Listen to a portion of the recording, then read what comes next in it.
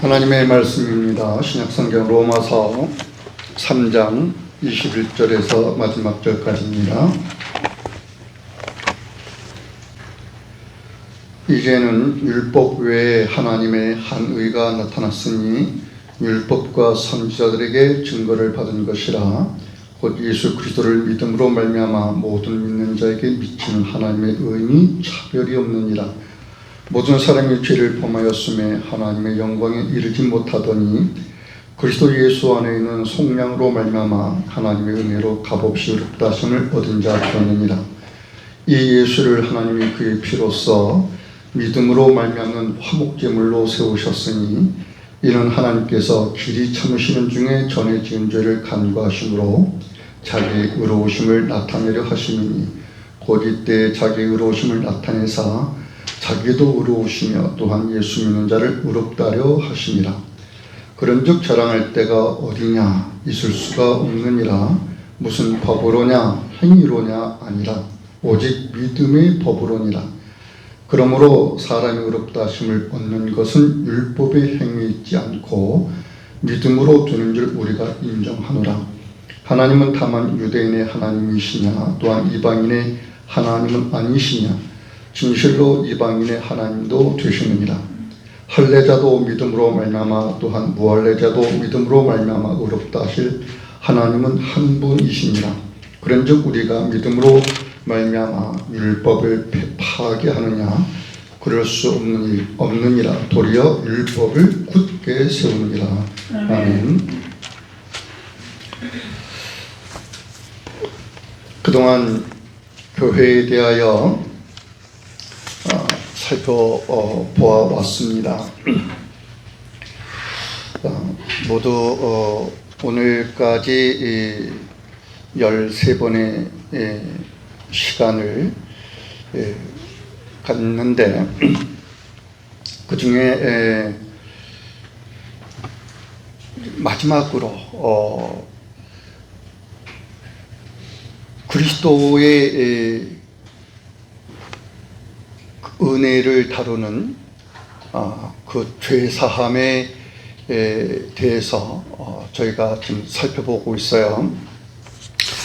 그래서 이 죄사함의 은덕에 있는 거룩한 공교회, 여기에 대해서 우리가 첫 번째에서 죄사함은 완전한 속죄를 뜻한다는 걸 설명을 했고, 그리고 지난 주일에는 그 죄사함은 그리스도의 그 배상에 의해서 되어진 것이다 라는 것을 설명드렸습니다. 이 그리스도의 배상이라는 것은 곧 우리에게서 어떤 거냐면은 우리의 죄를 면제해 주는 거죠. 또는 우리의 죄를 없애주시는 거야. 자, 우리 그리스도의 그 배상에 의해서 우리를 죄 없다 이렇게 하시게 됩니다.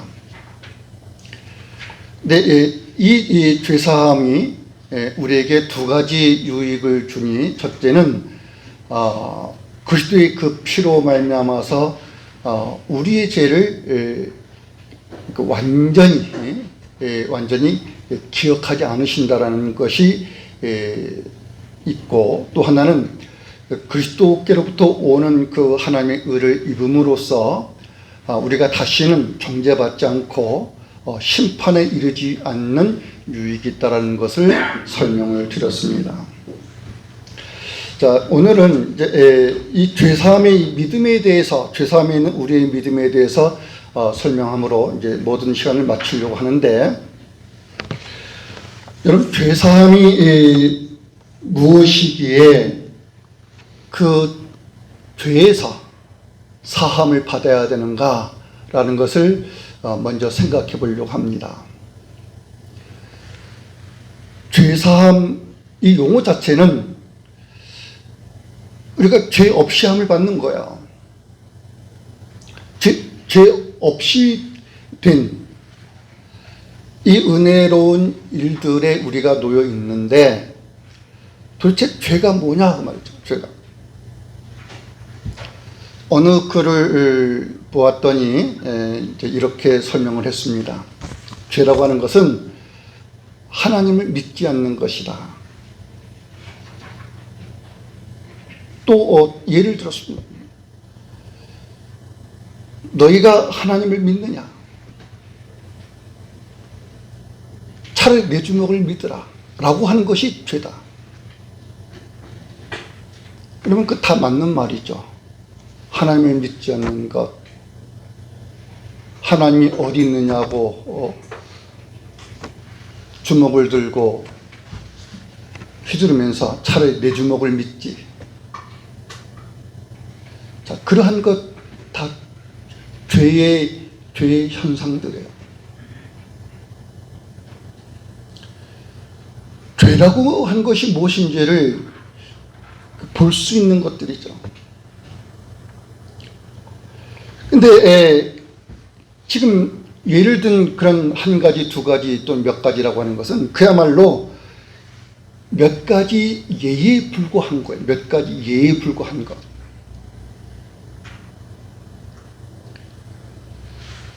여러분, 사과나무에 사과가 주렁주렁 많이 열립니다. 나무는 하나인데 열매가 수없이 많아요. 아마 몇백 개 열릴 거예요.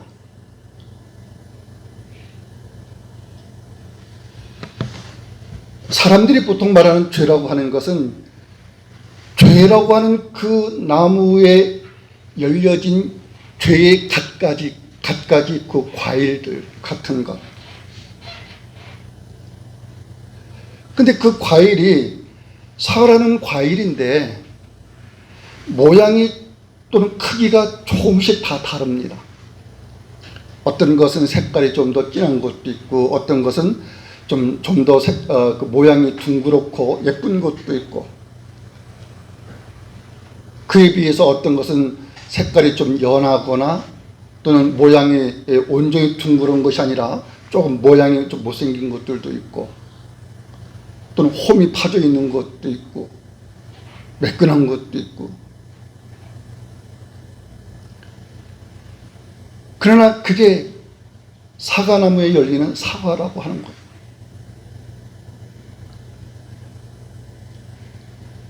죄의 현상들은 수없이 많은 거예요. 수없이. 얼만큼 수없이 많으냐? 셀 수가 없는 거예요.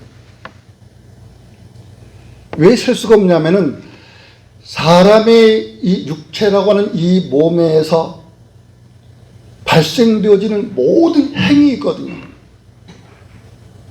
그리고 그 행위들은 사람이 마음에서 또한 발생되는 건데, 그 마음의 품과 생각과 그 계획들은 항상 악할 뿐이다.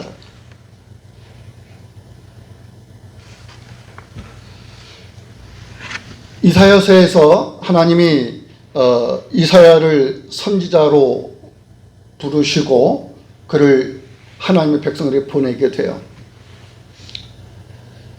내가 내 백성을 위해서 누구를 보낼 것이냐 라는 것에 이사야가 하나님의 부르심에 있게 되는데, 그 이사야가 이렇게 말하는 것이 있습니다. 고백한 것이 있습니다. 화로다 나여 망하게 되었도다 라는 얘기를 해요. 이건 재앙이다 그 말. 재앙이다. 재앙의 화를 입는다. 그 재앙의 화를 입는 것이 뭐냐면은 나는 망하게 되었습니다. 자신이 망할 자인 걸 아는 거예요. 이 망한다는 말을 다른 용어로 대체를 하면은 나는 죽게 되었습니다. 그 말하고 같은 거예요. 화로다. 나는 죽게 되었습니다. 나는 죽음의 화를 입을 자입니다. 그 얘기잖아요. 여러분, 그 말은 죄라고 하는 것을 정확하게 보여주는 겁니다. 잘 보여주는 거예요.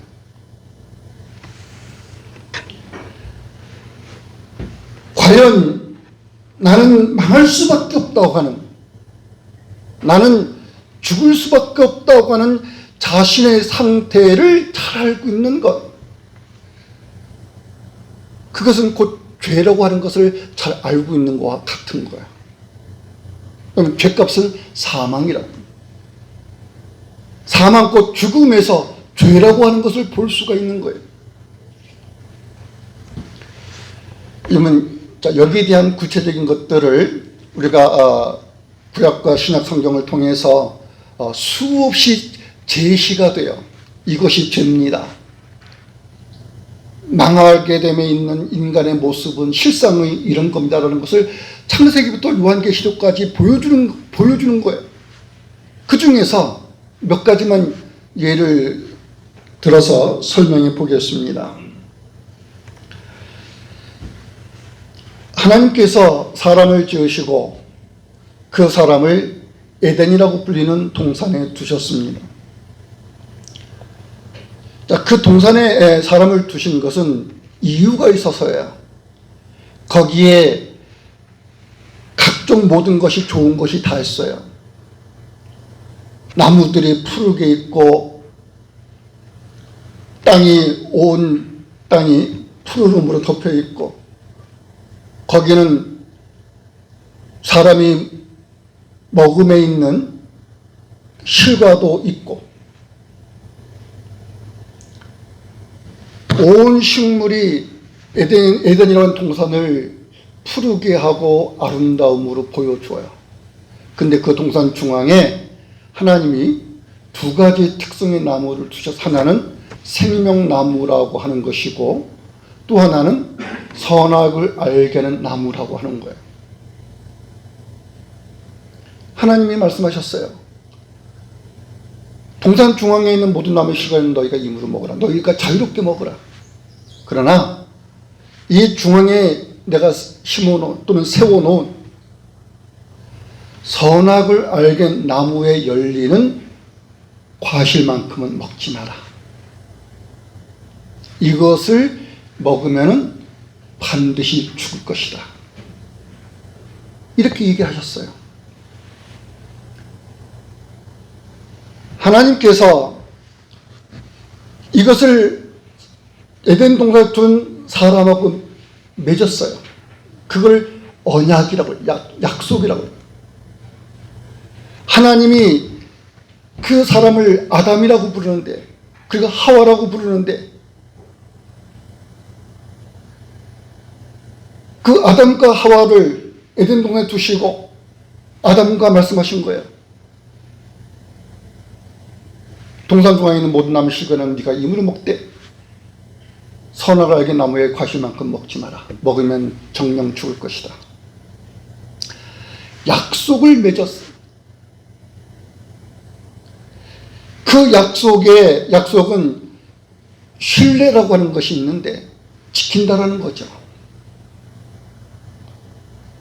하나님이 사람하고 약속을 맺고 그 약속을 이행해 나가셔요.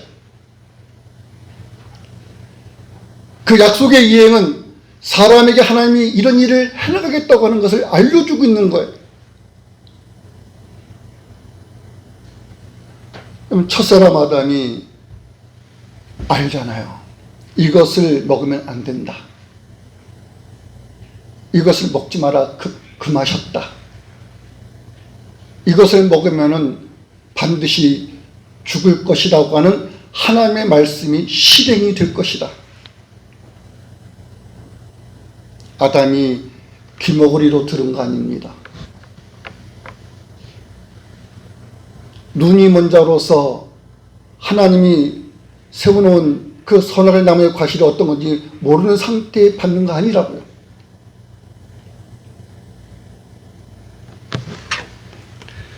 그런데 아담은 그 하나님의 말씀을 듣고도 그 말씀을 불순종해요. 순종하지 못해요. 하나님의 언약을 바꾸서도, 약속의 말씀을 바꾸서도 하나님께서 자신과 맺은 그 약속을 그가 따르지를 못해요. 여러분, 그 육체에 있는 것, 그것이 죄라고 하는 겁니다. 그 육체에 있는 것. 하나님의 말씀을 듣고도 따름에 잊지 못하는 그 인간의 상태, 그 육체. 또 육신이라는 말이 특히 노아 때에 자주 나와요. 그리고 그 자주 나오는 것은 하나님께서 아담과 그리고 아담의 후손인 가인과 아벨을 거치면서 지금 아담을 어떤 자로 소개하냐면은 아담에 의해서 아담의 형상이 나오는데 그 가인과 아벨이라고 하는 이 존재가 어떤 존재냐? 네. 그건 아담 그 사람의 존재, 그리고 거기서 강조되는 것이 뭐냐면은 흙의 형상이라고 하는 거예요. 하나님의 형상으로 불려야 되는데 하나님의 형상, 하나님의 모양 그 사람으로 지어진 것인데 아담에게서 보여지고 남아있는 것은 단지 아담은 흙으로 지음받은 존재였더라. 그것만 남. 그 아담의 형상을 따라서 이렇게 말합니다.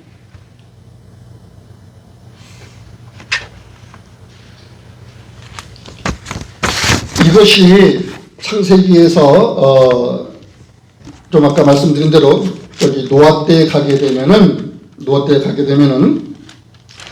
어떻게 얘기가 되냐면은 나의 영이 영원히 사람과 함께하지 아니하리니 이는 그들이 육신이 됩니다 라는 육신이라는 표현으로 나오게 됩니다. 근데 그 육신이 어떤 육신이냐 말이죠. 하나님의 영이 영원히 그들과 함께하지 않는다. 하나님의 영이 영원히 함께하지 않음에 있는, 하나님의 영이 그들과 함께하지 못하고 있는 그 육신에 있는 그 몸일 뿐인 사람, 거기서 죄라고 하는 것을 본다라는 거죠.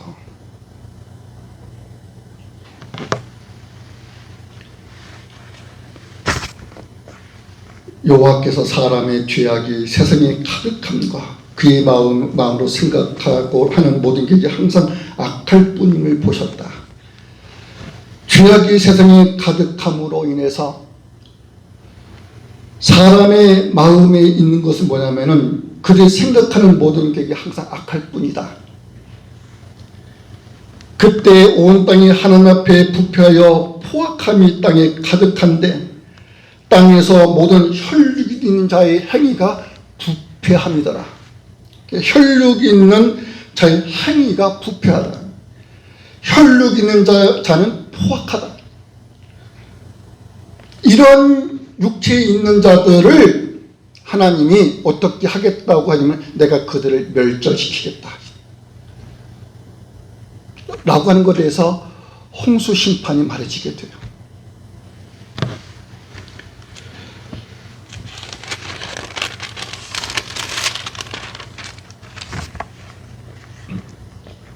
노아 때 7장에 가게 되면 이렇게 내가 모든 생물들을 쓸어버리겠다. 지면에서 땅에서.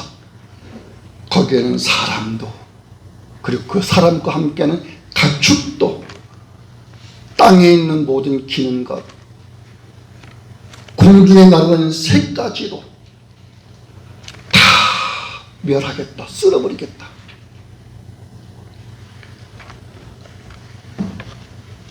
왜 그렇게 말씀하셨냐 말이죠. 8장에 가게 되면 사람의 마음이 계획하는 바가 어려서부터 악합니다. 어려서부터는 말을 썼지만은 나면서부터 이 말과 같은 거예요. 이렇게 사람이 육체인 것에서 하나님의 영이 영원히 함께하지 않는 그 육체에 있는 것에서 사람에게 보여지고 확인될 수 있는 것은요, 사람에게는 도무지 선이 없다는 모습이에요. 가인과 아벨에게서 둘은 형제잖아요. 가인이 아벨을 죽인 사건을 가지고 가인이 하나님 앞에 책망을 받습니다. 그가 동생을 살해한 그 죄로 그의 부끄러움, 악함이 낱낱이 공개가 됩니다. 그의 얼굴에서부터 그것이 역력해져요. 얼굴 안색이 변하고, 하나님의 말씀 얼굴 안색이 변해요. 그러한 그에게 하나님이 이런 얘기를 하셔요.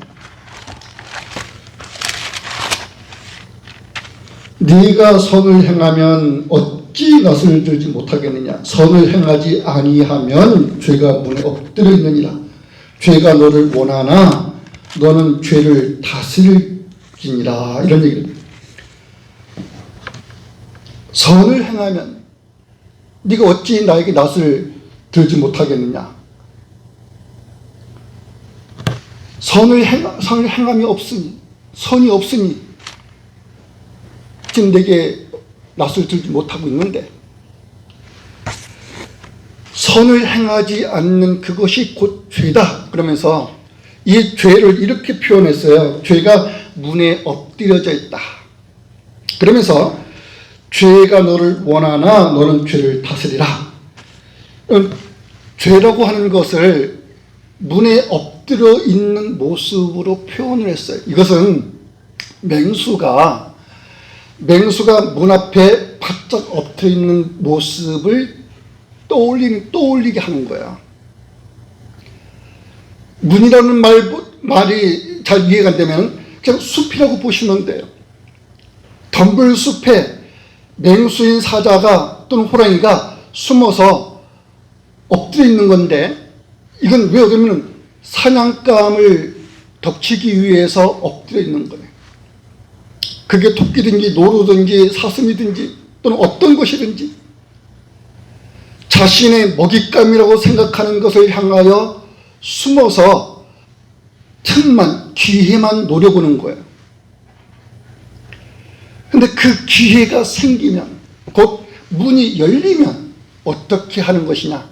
죄라고 하는 것이 잽싸게 달려든다. 그래서 틈 또는 기회만 노려보고 있는 맹수를 떠올리게 하는 거예요. 죄라고 하는 것이 그렇다고 말이에요. 지금 가인을 지배하고 있는 것이 뭔지를 설명해 주고 있는 거예요. 그러한 죄를 너는 어떻게 해야 되겠냐? 너는 그 죄를 다스리라. 죄가 너를 원하지만, 즉 죄가 가인을 지배한다. 근데 가인은 그 죄의 지배를 받고자 하지 아니하는 이 사이에서 뭐가 생기겠어? 갈등 구조가 이루어지죠. 즉 다툼, 싸움이 일어나게. 원수의 관계. 그러니까 죄와 가인의 관계는 원수의 관계란, 원수의 관계. 그것이 되어야 되는데 그러지 못하는 거죠. 죄의 지배를 받고 있는, 죄에 복종되어 사는 인간의 실상, 그를 가리켜서 죄인이라.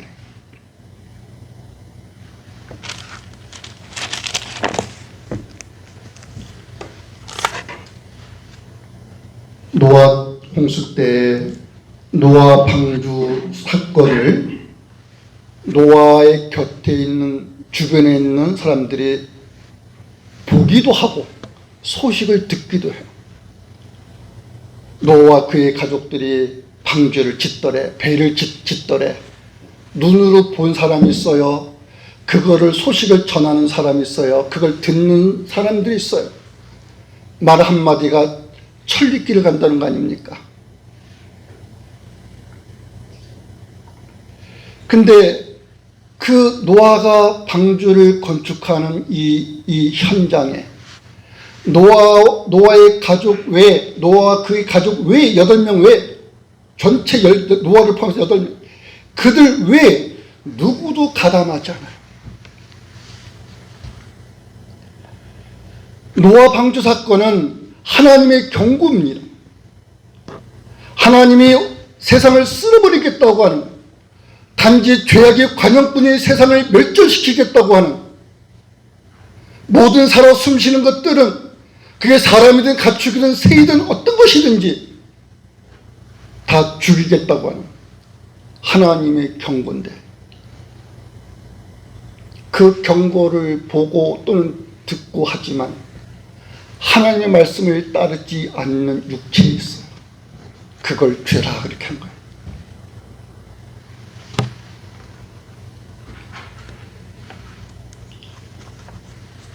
그럼 아브라함의 아내가 누군가요? 사라라고 그러죠. 사라. 본래는 사레였어요. 아브라함, 본래는 아브라함인데 아브라함으로 불렸어요.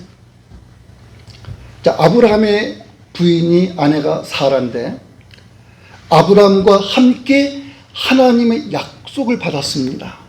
그 약속이 뭐냐면은, 아브라함에게 하나님이 큰 민족을 이루게 하시겠다라는 거예요. 근데 뭐와 함께 하면은, 하나님이 주실 땅에서, 하나님이 아브라함에게 보이신 땅, 아브라함에게 지시한 그 땅에서 큰 민족을 이루게 하겠다.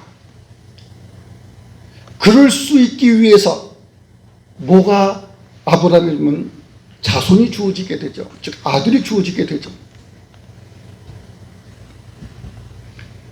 하나님이 그 아브라함의 주가 되시고, 그 하나님께서 천하 만국의 모든 백성들이 아브라함을 통하여 복을 받게 하실 뜻을 알리셨어요. 그래서 아브라함이 믿은 그 믿음으로 하나님의 복받음이 있도록 하셨어요. 그게 하나님이 정하신 계획이에요. 근데 아브라함이 나이가 고령이 되어가도 아들이 주어지지 않는 거예요. 하나님께서는 아브라함에게 아들을 주겠다라고 하는 것,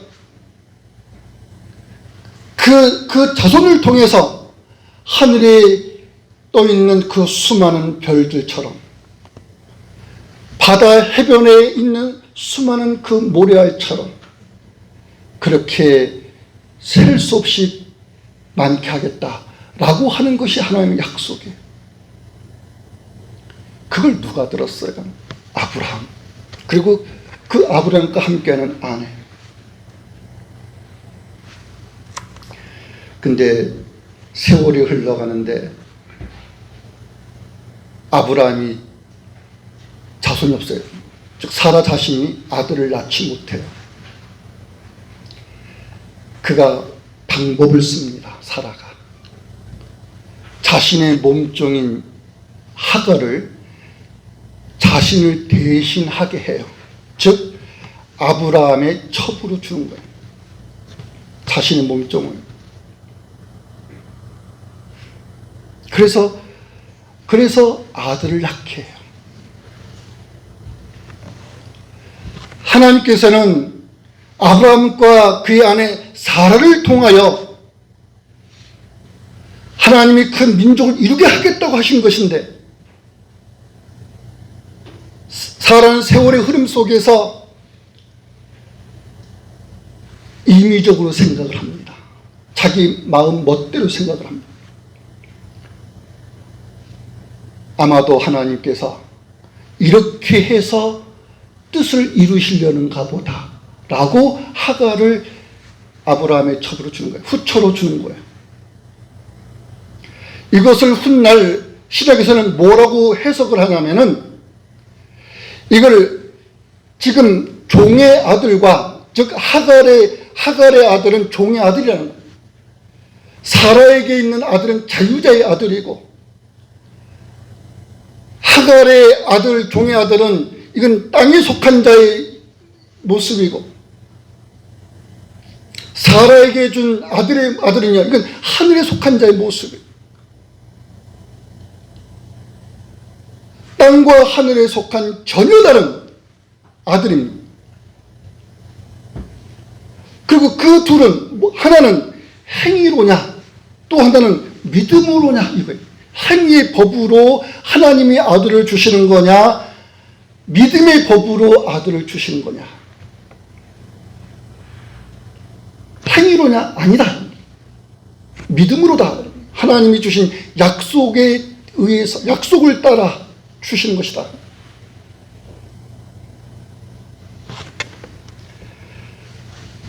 여러분, 그것이 죄라고 하는 거예요. 하나님이 주신 약속의 말씀이 있는데,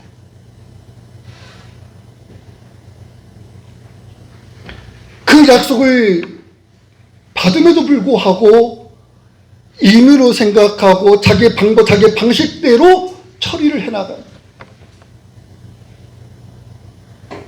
그 육체에 있는 것, 그 육체의 그 사람의 그 형상에 있는 것, 그게 죄다 그 말이죠. 죄라고 하는 것을 보여주는 거예요. 더 많은 시간이 흘러서 하나님은 약속한 대로 아브라함에게 아들을 주셨습니다. 그 아들을 통해서 12아들이 있게 합니다. 그 12아들을 이스라엘 민족이 되게 합니다. 하나님이 그들로 하여금 아브라함에게 약속하신 그 땅에서 하나님의 나라인 왕국을 이루어가게 하십니다. 근데 그 약속을 받은 이스라엘이 광야에서 어떻게 살아가느냐. 출애굽한 때부터 그들은 하나님의 이적을 보았어요. 애굽에 내린 10가지 재앙을 통해서 그 애굽에게 화로다라고 말해지는 그 재앙이 이스라엘에게는요, 구원이었어요. 하나님의 구원이었어요. 출애굽의 구원이었다고요. 홍해를 육지같이 건너는 것, 그건 하나님의 구원을 목격하는 거예요. 애굽의 신이 그 일 못해요. 이스라엘의 신이 그 일을 하셔요. 이스라엘의 섬기는 여호와신 하나님의 참된 신이시다. 온 세상에 선포되는 거예요. 광야에서 40년을 그들을 굶은 적이 있습니까? 하늘에서 내려준 만나를 통해서 그들은 양식을 삼았으며 그들의 옷 한 벌 외에 신 한 켤레 외에 더 챙겨가지고 40년을 지낸 거 아니에요? 광야에서 농사 짓고 길쌈에서 그들이 추위를 이기고 더위를 이겨나간 거 아니에요? 하나님께서 구름으로, 하나님께서 불기둥으로 이스라엘의 추위를 막고 이스라엘의 더위를 막고 이스라엘의 구원을 보여주셨어요. 광야 40년의 세월 하나하나가 다 구원이라고. 이스라엘에게 하나님은 구원이시다. 이거 하나하나 보여준 거예요. 그런데 사도 바울이 그렇게 얘기해요. 이스라엘이 망했다.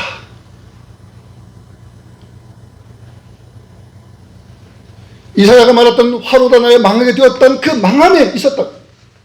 하나님을 시험하다가, 하나님을 원망하다가, 하나님께 불평하다가, 하나님께 이런저런 죄를 짓다가 그들은 망했다. 그런데 그 망하는 그들에게 그리스도는 어떤 분이냐?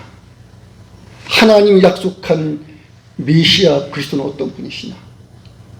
그들에게 품겨있는 약속이 어떤 거냐면 그건 생명이었어, 생명. 하나님이 이스라엘에게 품겨준, 품에 안아준 그 생명의 구원에 있었는데도 불구하고 이스라엘이 그들의 육체로 보여나간 거요, 죄 그 자체라고요.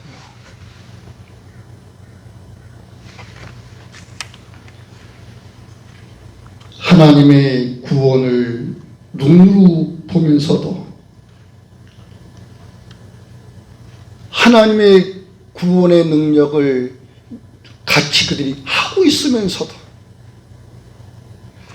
사람은 단지 육체뿐이더라, 사람은 단지 죄인이더라, 이걸 보여나간 거예요. 이스라엘의 왕국의 역사도 그래요. 여러분, 그것처럼 오늘 우리들에게서요, 죄에 물들어 있는, 죄에 찌들어 있는 우리의 모습을 철저하게 본다고. 그 모습을 누구에게서 보는 거냐 말이에요. 누구에게서? 여러분의 앞과 여러분의 옆과 여러분의 뒤에 있는 사람에게서 보는 거냐? 아니에요. 그들에게서 당연히 보죠. 그런데 나 자신에게서 본다. 나 자신에게서. 하나님의 구원을 설교 들으면서도 하나님을 신뢰하는 그 의존함에 있지를 않습니다. 요즘 교회 이슈 중에 하나가 그거예요. 교회가 어렵다. 문 닫는 교회들이 이곳저곳에서 생겨요.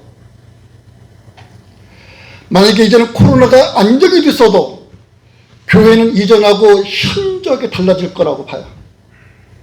왜냐하면 성도들의 머리 인식에 뭐가 각인이 되어 있느냐. 교회 안 가도 돼. 이게 각인되어 있는 거예요. 안 가도 돼. 비대면 예배로 하면 되지. 온라인 영상으로, 화면으로 예배 실황을 보면 되지. 집에서도 성경 읽을 수 있는데 성경 읽으면 되지.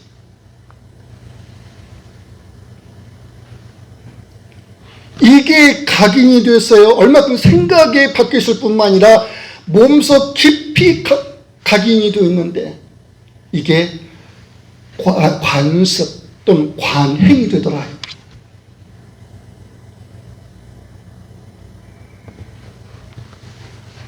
그거 걱정하는 거예요. 코로나가 사라졌어도 이제 교회는 이전의 교회하고 달라질 것이다.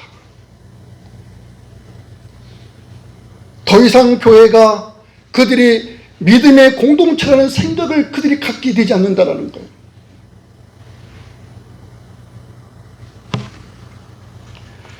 여러분, 그런 염려 분명히 있지요. 우리도 그럴지 몰라요. 우리도. 근데 실상은 뭐냐? 실상은 그건 표면적인 거예요. 외면적인 거예요. 표면적인 것은 하나님의 구원을 설교 들으면서도 하나님을 신뢰하는 의존함에 있지 않는 거예요. 그리스도께서 우리를 위하여 우리를 대신해서 죽으셨다라는 것을 들었는데 우리 중에 그 누가 그리스도와 교회를 위해서 죽음과 함께하느냐 말이죠. 그런 사람이 없는 거예요. 누구도 그리스도를 위해서 죽는다 이제 생각 안 한다는 거예요. 누구도 성도와 함께 우리의 목숨을 같이 한다는 그런 의식을 가져나가지 않는다는 거예요.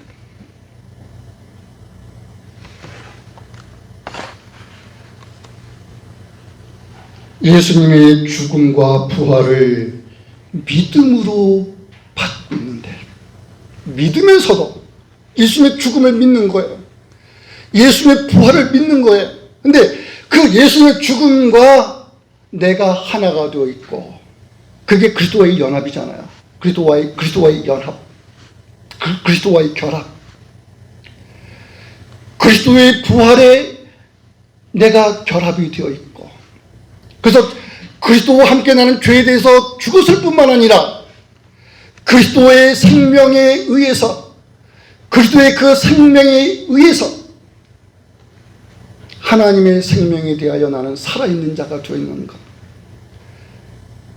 그 죄에 대해서 죽은 자요 하나님의 생명에 대하여 산 자로 있는, 이거 우리가 듣고 예수님의 죽음에 부활해서 믿으면서도 나는 그 연합된 자로서 교회를 이루어가지 않는 거예요. 그거 죄예요. 우리 몸에서 보는 죄라고요.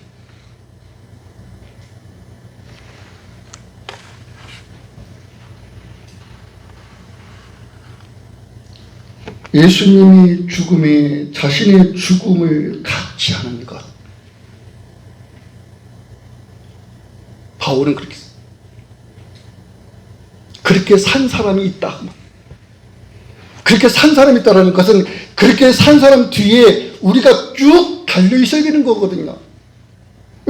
그리스도를 위해서 산 사람의 첫 번째에 의해서 그 뒤를 잇는 수많은 믿음의 사람들이 말해지는 거라고요.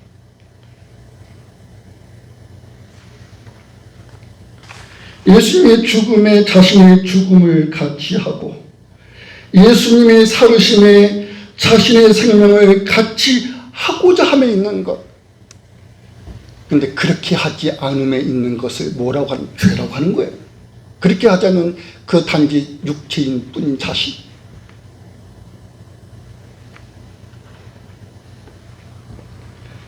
이 모든 것, 지금까지 말씀드린 그 모든 몇 가지 사례에서 우리는 죄가 무엇인지를 보는 거죠.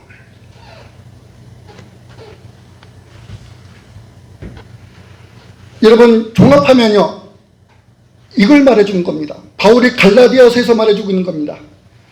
육은 성령을 거스린다. 육은 성령을 거스린다.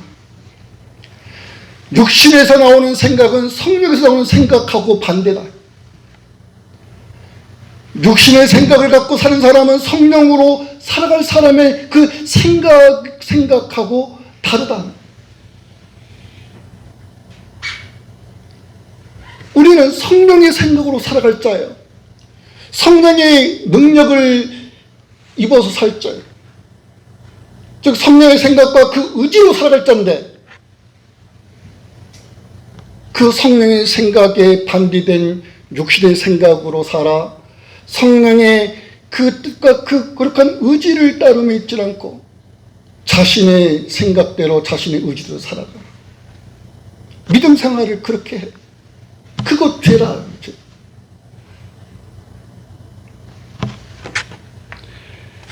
육은 성령을 거스린다 라는 것을 알려주고 있는 게 죄입니다.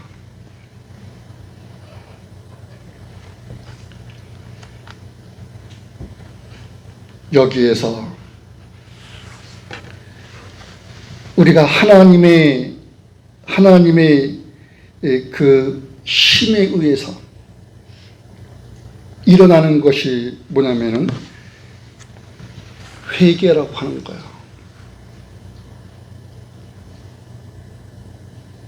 오호라, 나는 곤고한 사람이구나.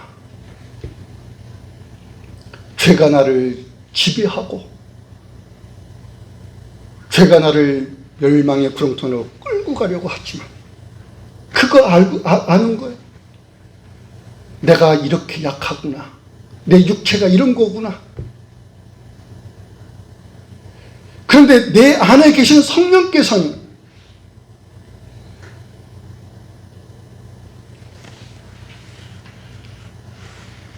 육체대로 살아간 그것대로 나를 놔두지 아니하시고 하늘의 그 거룩한 뜻을 이루어 가심에 있다. 우리에게 그 능력을 우리에게 행하셔요. 그걸 믿음이라고 그러는 거예요. 나는 다만 육체뿐인데 내 안에 계시는 분은 성령이시구나. 그래서 회개하게 되는 거예요.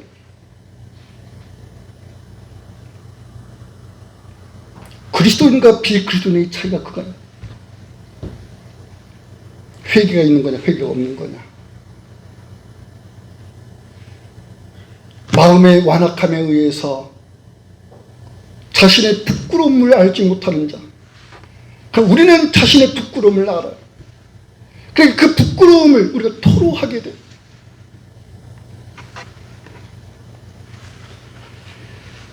내게 능력 주시는 자 안에서 내가 모든 것을 할 수 있다라고 바울은 말했는데, 그 능력으로 함께 하지 않는 것이 죄인데, 그걸 여러분이 봐야 된단 말이죠. 자신에게서. 그 죄라는 것을 보게 되면은 자신의 그 죄인됨에 자신은 가만히 있을 수가 없는 거예요. 육과 그 생각으로 살아가는 자신에 대해서 부끄러워하게 되는 거예요. 하나님의 영을 따르면서 함께하지 못한 그 미천한 자신에 대해서 은혜를 구하며, 그래서 자비를 구하는 거예요. 도움을 구하는 거예요.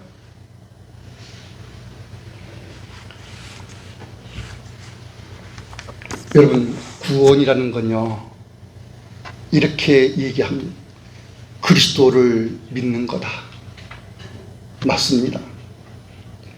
그리스도를 신앙하는 거다. 구원은 그리스도를 믿는 것, 그리스도를 신앙하는 것으로 충분합니다. 왜 충분한가요? 그 그리스도께서 흘리신 그 피가 우리 구원을 만족해 한다. 하나님의 요구를 충족시켜 주는 거예요. 그리스도의 피가 우리 구원의 모자람이 되지 않아요. 그러기에 다른 어떤 거를 첨가할 필요가 없어요. 우리의 행위를 첨가할 필요 없어요. 우리의 공적을 얹힐 필요가 없어요. 그리스도를 믿는다는 것, 그리스도를 신앙한다는 그것으로 충분해, 구원. 그 구원, 이것이 여러분에게 선물로 주어졌어요. 그걸 은혜라고 그러는 것이고 또 은사라고 말하는 거예요. 이 죄사함으로, 이 구원으로 말미암아 하늘의 온갖 보화가 여러분에게 주어져 있습니다.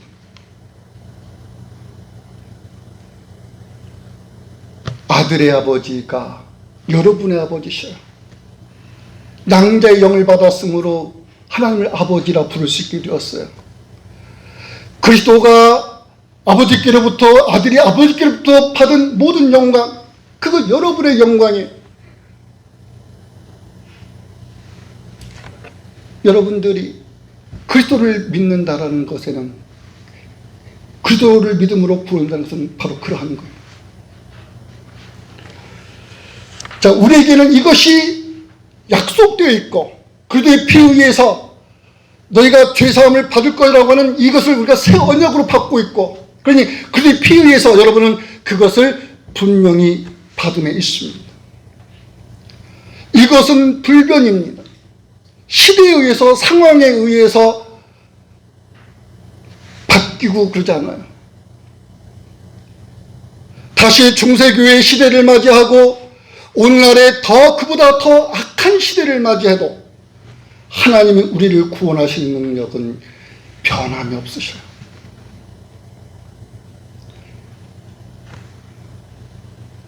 왜 변함이 없으실까요? 우리가 변화무쌍하기 때문에 그래요. 우리가 단지 육체로 살아가려고 하는 이것 때문에.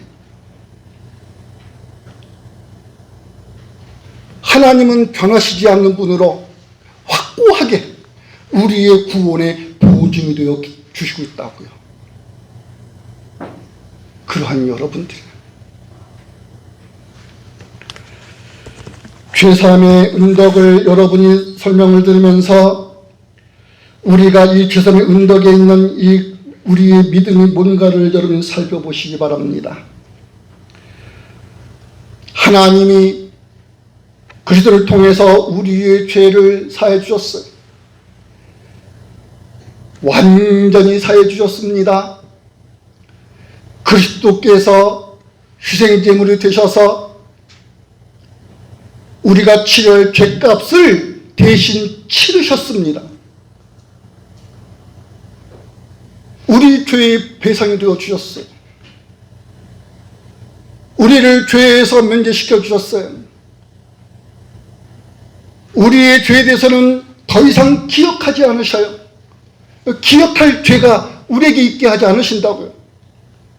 그 죄로 우리가 더 이상 정죄받고 심판에 들지 않게 하셔요. 그래서 죄로부터 자유할 뿐만 아니라 더 이상 심판에 이르지 않음에 있게 된 여러분들입니다. 그러한 여러분들이 그리스도를 믿는 믿음으로 잘 살아야 되는데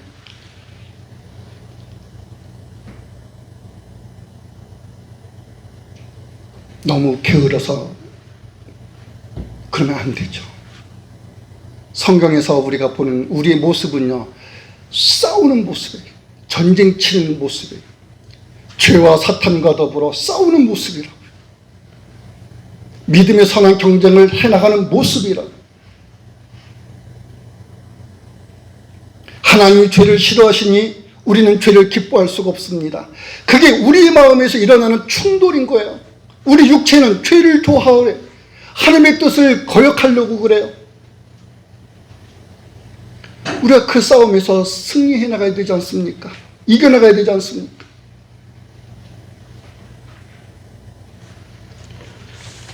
교회는 여러분의 모습입니다. 여러분은 곧 교회입니다. 교회가 잘 되어야 되는 것, 그것은 곧 여러분이 잘 되어야 되는 거예요.